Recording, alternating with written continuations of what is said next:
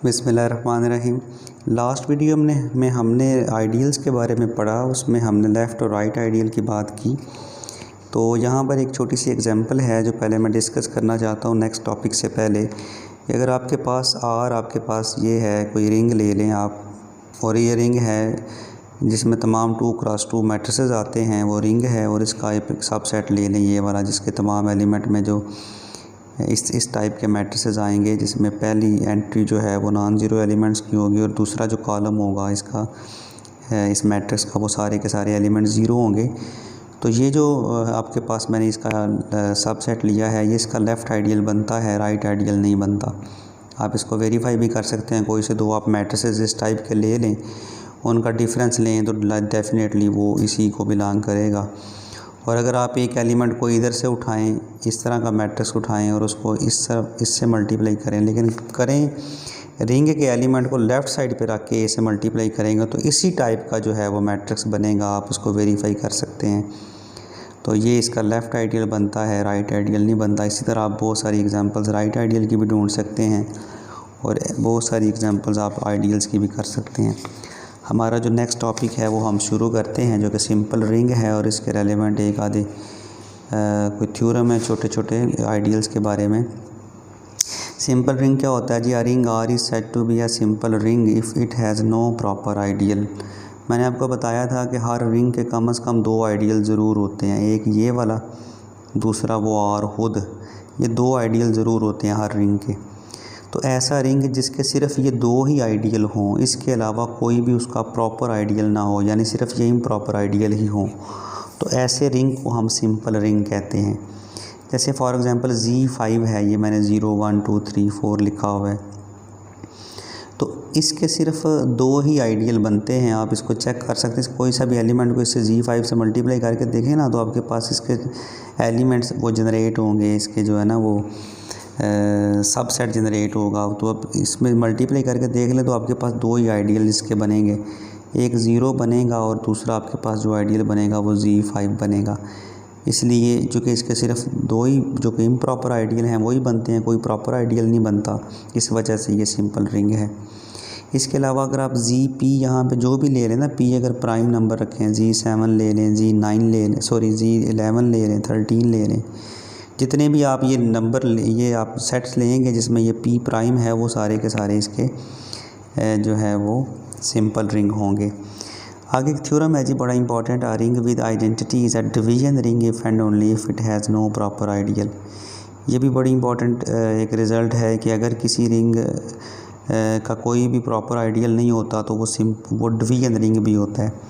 अब division ring कौन सा होता है? ऐसा रिंग जिसमें हर एलिमेंट का मल्टीप्लिकेटिव इन्वर्स मौजूद हो, उसको हम डिवीजन रिंग कहते हैं। तो लेट आर, मैंने यहाँ पे जो कि प्रूव करना है, अगर कोई रिंग डिवीजन रिंग है तो उसका कोई प्रॉपर आइडियल नहीं होता, एक पार्ट। दूसरा ये है कि अगर किसी रिंग में कोई भी प्रॉपर आइडियल नहीं है तो मैंने फिर प्रूव करूँगा कि वो जो रिंग है वो डिवीजन रिंग है। पहले मैं सपोज़ करता हूँ कि आर जो आपके पास है वो डिवीजन रिंग है और ये जो रिंग है वो रिंग विद आइडेंटिटी है। मैंने प्रूव करना है कि इसका कोई भी प्रॉपर आइडियल नहीं होता। To prove R has no proper ideal, मैंने ये प्रूव करना है कि इन दोनों के अलावा इसमें कोई आइडियल नहीं होता। तो मैं क्या करता हूँ, मैं इसका कोई आर्बिट्रेरी एलिमेंट वो आइडियल ले लेता हूँ। मैं कहता हूँ ज़ीरो के अलावा, मैं ज़ीरो आइडियल में आई जो है वो मैं ज़ीरो के अलावा कोई आइडियल लेता हूँ। मैं कहता हूँ ज़ीरो के अलावा आई जो है वो नॉन ज़ीरो मैंने आइडियल लिया। अगर ये वाला जो आई है वो आर के इक्वल निकल आया तो इसका मतलब है कि इसके सिर्फ दो ही आइडियल होते हैं, ज़ीरो और आई आर। अब मैंने ये कोई आर्बिट्रेरी नॉन ज़ीरो आइडियल ले लिया, B an ideal of R. अच्छा, अगर ये आइडियल ऑफ आर है तो देन ए बिलोंग्स टू आई।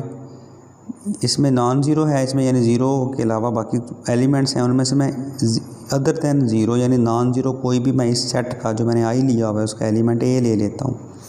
अच्छा, अगर ए लेता हूँ तो ए आपके पास आई का एलिमेंट है, आई सब सेट है आर का। अच्छा, आर क्या है? आर आपने सपोज़ किया हुआ कोई डिवीजन रिंग है।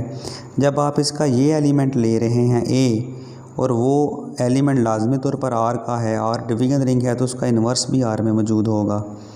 अगर इसका इन्वर्स आर में मौजूद है तो आप क्या करें, चूँकि आई जो है वो आपके पास आइडियल है ना, तो आप क्या करते हैं, एक रिंग का एलिमेंट लेते हैं, एक आई का एलिमेंट लेते हैं, उनको मल्टीप्लाई करते हैं, तो लाजमी तौर पर वो आई में जाना चाहिए क्योंकि आई आइडियल है। अब ए इनवर्स इंटू ए आपको पता है दोनों ये रिंग के एलिमेंट हैं, तो उसमें यूनिटी मौजूद है, यानी 1 मौजूद है, मल्टीप्लिकेटिव आइडेंटिटी, तो इन दोनों के इनवर्स का प्रोडक्ट आइडेंटिटी बन जाएगा ना। तो इस तरह ये 1 बिलोंग करेगी आई को। आपको पता है जब किसी आइडियल में आप 1 आ जाए, यानी मल्टीप्लिकेटिव आइडेंटिटी आ जाए, पीछे आपने प्रूव किया है, पिछले लेक्चर में वो मौजूद है, तो फिर यहाँ से I is equal to are आप उसको लिख सकते हैं। तो देखें मैंने एक नॉन ज़ीरो आइडियल लिया था ज़ीरो के अलावा, तो वो आइडियल अगर वो नहीं है तो फिर ये होगा लाजमी। इसका मतलब है कि इसके सिर्फ 2 ही आइडियल आते हैं, एक ज़ीरो और एक are.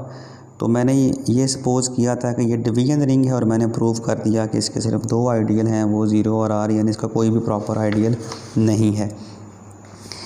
Which shows that R has no proper ideal. Conversely suppose that R has no proper ideal, और अब मैंने प्रूव करना है कि R is a division ring. R division ring कैसे प्रूव करेंगे, मैं इसका कोई सा भी एक आर्बिट्रेरी एलिमेंट लूँगा और ये साबित करूँगा कि उसका मल्टीप्लिकेटिव इन्वर्स भी उसी में आता है।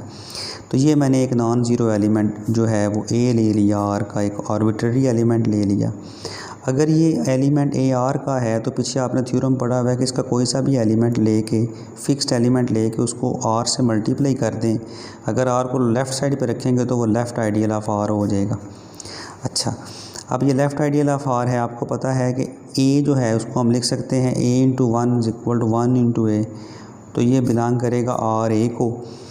आर है, since R has no proper ideal, R का कोई प्रॉपर आइडियल नहीं है, तो ये जो आर ए आइडियल बनेगा ना वो डेफिनेटली ज़ीरो तो हो नहीं सकता। इसका मतलब है कि वो आर के इक्वल होगा, यानी आर ए आर के इक्वल होगा।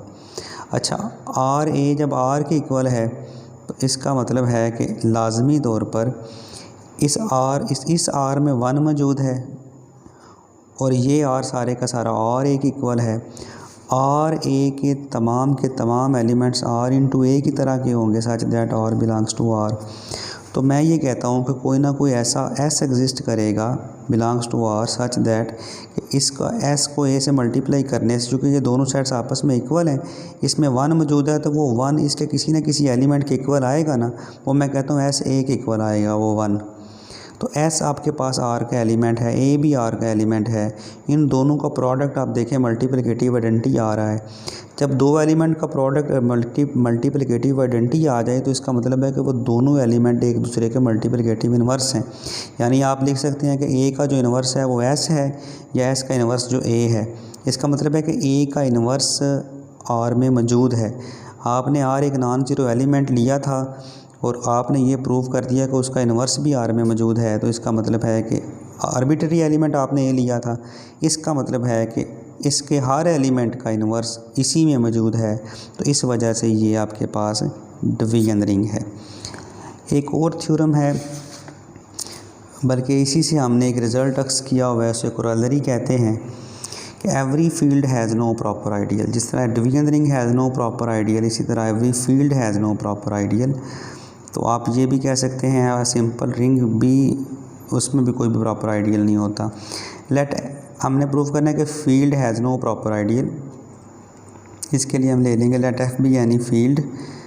तो मैंने प्रूव करना है इसमें कोई प्रॉपर आइडियल नहीं होता, तो ज़ीरो के अलावा कोई और आइडियल ले लेता हूँ। बिल्कुल उसी तरह मैं प्रूव करूँगा कि ये अगर ये ज़ीरो के अलावा कोई और है तो फिर ये आर के इक्वल आ जाएगा। तो एक इसका नॉन ज़ीरो एलिमेंट ले लिया, इसी तरह नॉन ज़ीरो एलिमेंट इसका है तो ये इसका सब सेट है, जो कि ये फील्ड है तो उसके हर एलिमेंट का इन्वर्स इसमें मौजूद होता है, तो ए का इन्वर्स ए इन्वर्स भी एफ़ में मौजूद होगा।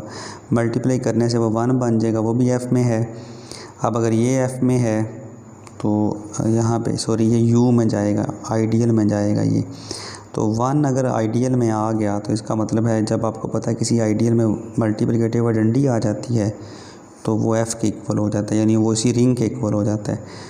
तो इसका मतलब है कि अगर मैंने ये जो इस एफ़ का ideal you other than zero लिया था तो वो तो एफ़ निकल आया, तो इसका मतलब है इसके 2 ही सिर्फ आइडियल आते हैं, एक ज़ीरो और एक आपके पास दूसरा आइडियल है वो इटसेल्फ है। तो इसका मतलब है कि फील्ड में भी कोई भी प्रॉपर आइडियल नहीं होता।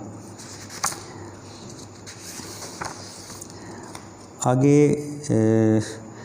बड़ा इम्पोर्टेंट एक लेक्चर नेक्स्ट जो टॉपिक है वो ये है जी कि कोशेंट रिंग क्या है। कि जिस तरह आपने ग्रुप थ्योरी में कोशेंट ग्रुप पढ़ा था, फैक्टर ग्रुप पढ़ा था और कोशेंट स्पेस पढ़ी थी आपने वेक्टर स्पेस में, तो इस तरह कोशेंट रिंग होता है। आपने ग्रुप में जब आप कोशेंट करते थे किसी सब ग्रुप के साथ करते थे, यानी वो नॉर्मल सब ग्रुप के साथ किया करते थे, और वेक्टर स्पेस में आप कोशेंट करते थे वेक्टर स्पेस को किसी उसकी सब स्पेस के साथ जो है वो उसको कोशेंट किया करते थे। यहाँ पर आपने क्या करना है कि आपने कोशेंट रिंग बनाना है। कोशेंट रिंग के लिए आपको क्या चाहिए कि let I be an ideal in a ring R, यानी जब आप यहाँ पे कोशेंट करेंगे तो उसको आइडियल के साथ करेंगे, तो देन आर आई जिसके तमाम एलिमेंट इस टाइप के होंगे, ए प्लस आई की तरह के तमाम एलिमेंट होंगे। यानी तो यहाँ पर ए क्या है, ए बिलोंग्स टू आर, यानी आर के एलिमेंट को उसमें ऐड करते जाएंगे आई में पूरे के पूरे में, जिस तरह आप को सेट्स फाइंड किया करते थे बिल्कुल इसी तरह ही ए प्लस आई के तमाम एलिमेंट्स जो हैं वो ए इस तरह के जितने भी एलिमेंट हैं वो आर कोशेंट आई के एलिमेंट हुआ करेंगे।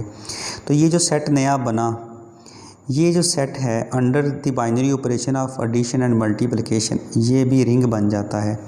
अब वो एडिशन और मल्टीप्लिकेशन कैसे डिफाइंड हैं, जब भी दो एलिमेंट्स को ए प्लस आई प्लस बी प्लस आई जो कि आर कोशेंट आई के एलिमेंट हैं, जब भी इनको हम ऐड किया करेंगे तो इनके ये वाले एलिमेंट ऐड हुआ करेंगे, ए प्लस बी प्लस आई इस तरह बन जाएगा और इनका प्रोडक्ट होगा ए इंटू बी प्लस आई। तो under these two binary operation ये जो आर कोशेंट आई है ये भी आपके पास जो है वो कोशेंट रिंग बन जाते हैं आर कोशेंट आई। तो कुछ under these two binary operation आपने ये प्रूव करना है कि ये रिंग की तमाम कंडीशन को सेटिस्फाई करता है। इसके अलावा कुछ नोट हैं वो आप रखें ज़हन में कि if R is a commutative ring with identity then R quotient I is also a commutative ring with identity. ये बड़ा इंपॉर्टेंट रिजल्ट है कि अगर R commutative ring with identity है तो इसको कोशेंट बनाते हैं अगर आप किसी आइडियल के साथ, तो वो जो नया रिंग बनता है जिसे हम कोशेंट रिंग या फैक्टर रिंग कहते हैं उसकी भी आइडेंटिटी मल्टीप्लिकेटिव आइडेंटिटी उसमें ज़रूर मौजूद होगी और उसकी मल्टीप्लिकेटिव आइडेंटिटी 1 प्लस आई होगी। 1 plus I is multiplicative identity and 0 plus I is additive identity. यानी कोशेंट में ये जो आई होता है ये एडिटिव आइडेंटिटी होता है। Every ideal is a subring but every subring need not be an ideal of R. ये कुछ नोट हैं ये भी आपके लिए बड़े इंपॉर्टेंट हैं।